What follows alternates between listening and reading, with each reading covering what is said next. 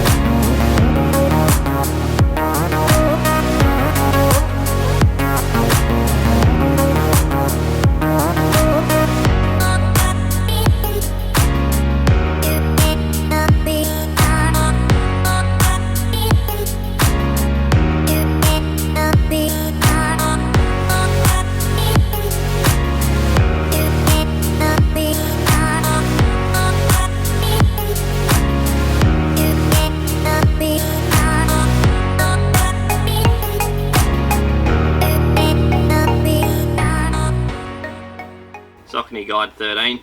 Saucony's kind of bang for buck stability shoe, so anyone just getting into running thinks they need a slightly more stable running shoe. This is basically Saucony's go-to shoe for yourself. So if you feel like you're getting those kind of inside on the shin splints, or you just feel like your foot's a bit too flexible for neutral shoes, this just helps kind of guide that foot through that gait cycle and keep it quite stable there, so you can easily just push off like that. So you can easily just do up to 10Ks all the way through to a marathon with these. So getting into some tech first, so we'll start off with the outsole. Not a whole lot has changed from this iteration compared to the Guide ISO 2. At your rear of your foot, they just have introduced that bevel there, so if you are that predominant heel striking, just makes for a smoother transition through your whole gait cycle. And so you got your XTE 900 carbon rubber in your high wear zones, and your blown rubber in your underneath that forefoot. Reason being, just a bit more cushioning underneath that area.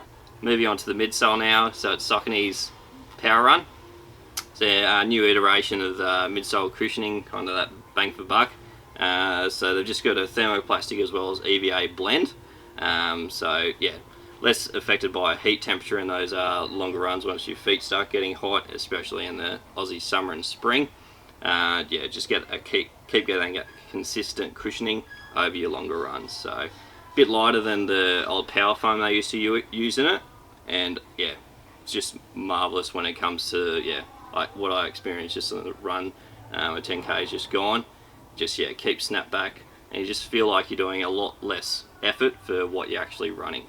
So, and they have changed it from a dual density just to a thermoplastic unit, which similar to their Liberty, they kind of started off in that. So this has kind of your L-shaped reinforcements in the unit as well. So kind of like, I felt like it was spring loading. So once you loaded up that medial side with your plantar fascia, it just kind of spring loaded you right back into step, and just easy toe off. Moving on to the upper, so thing you first notice, no more ISO fit. So there's no more of those kind of fingers going around the shoe and locking down that midfoot. I think that's it's fine. So just normal lacing, and just your nice one piece mesh. And they just have done some 3D engineering, so it just holds down that midfoot nicely, especially over the life of the shoe.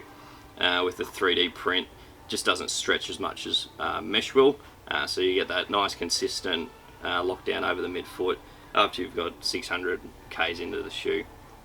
So moving on to the tongue, so they have gone with a detached tongue instead of in the ISOFIT series where it was all just attached through that midfoot area, so you didn't get that tongue going side to side.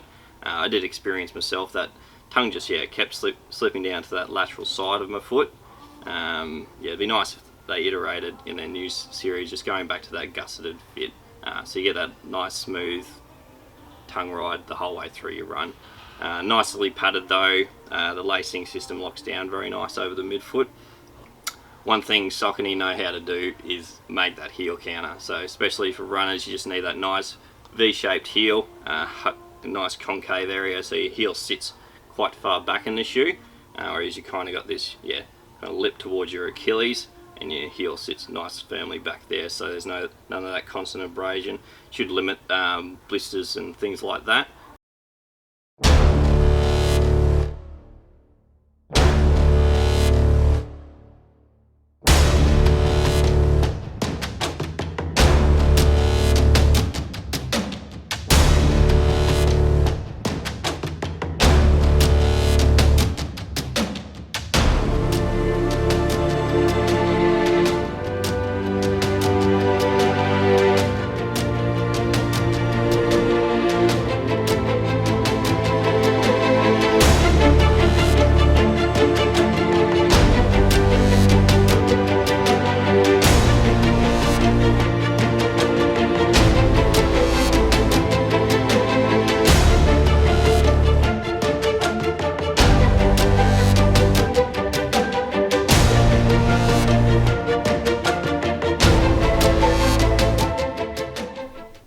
So with the first runs here at Beyond Dafeet, we're just going to do that consistent 10k tempo run with all the shoes we look at doing the first runs with.